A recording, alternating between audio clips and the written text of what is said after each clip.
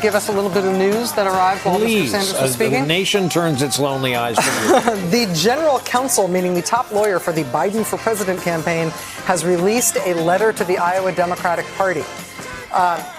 Dear Mr. Price and Mr. Geiken, the heads of the Democratic Party, Troy Price, the chair, and Kevin Geiken, the executive director of the Iowa Democratic Party, quote, I write on behalf of the Biden for President campaign regarding the considerable flaws in tonight's Iowa caucus reporting system.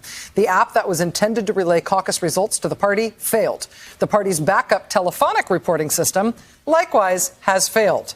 Now we understand that caucus chairs are attempting to, and in many cases failing to, report results telephonically to the party. These acute failures are occurring statewide. We appreciate that you plan to brief the campaigns momentarily on these issues, and we plan to participate.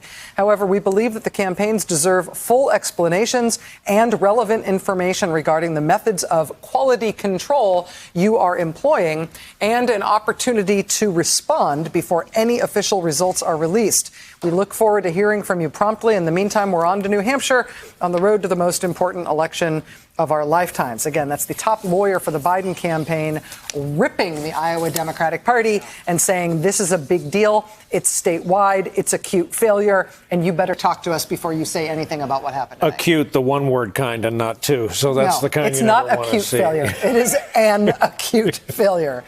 Can I just tell you what I think a significant sentence in that letter is where he references you're going to talk to us before you release anything. Yeah. So now you're going to have a powwow with all the campaigns to go through this process, the results.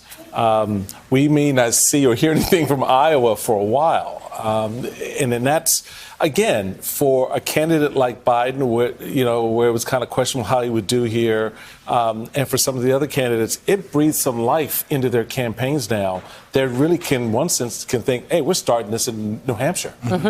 Yeah, at this point. I think if Biden thought he was heading to a first or strong second place showing, he wouldn't want to be maligning the process. So I think they probably don't like the numbers they're seeing to the extent they're getting precinct and county results.